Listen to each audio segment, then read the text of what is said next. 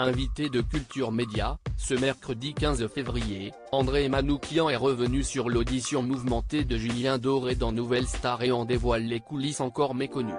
La séquence a marqué l'histoire de Nouvelle Star. Lorsque Julien Doré se présente aux auditions du Télécrochet en 2007, il se fait conduire par Marianne James avant même d'avoir chanté, car il souhaite s'accompagner de son ukulélé.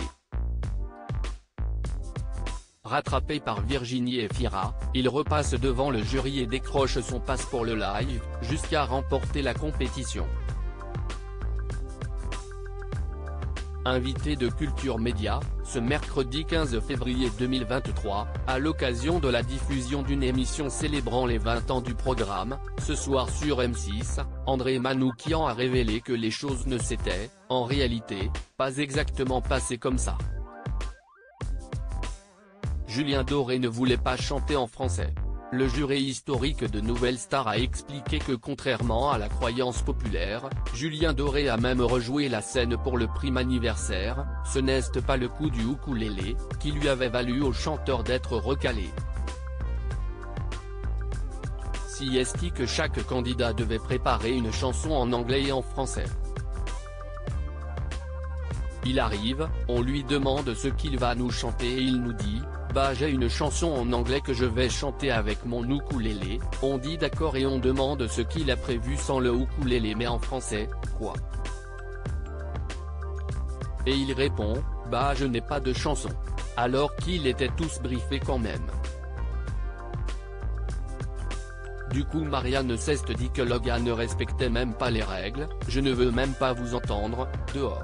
Et il s'en va, a-t-il raconté face à Philippe Vandel. Alors si ce mauvais départ tiendrait plus à une question de langue que de ukulélé, André Manoukian assure que la séquence qui a suivi avait elle aussi été résumée à l'image.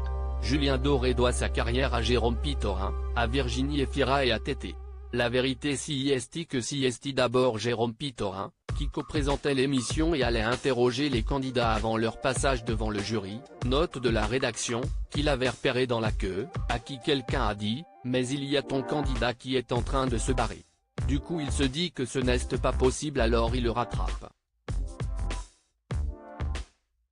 On appelle Virginie Efira pour lui dire de faire quelque chose. Elle lui parle pour le convaincre de chanter une chanson en français, mais il ne connaît pas.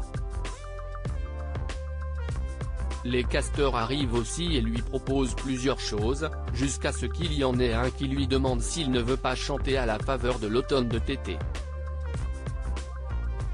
Et il répond que cette chanson-là, pourquoi pas. Donc il doit sa carrière à Jérôme Pitorin, à Virginie Efira et à Tété, du coup. A conclu le musicien, nous éclairant sur les véritables coulisses de ce sacré moment de télé.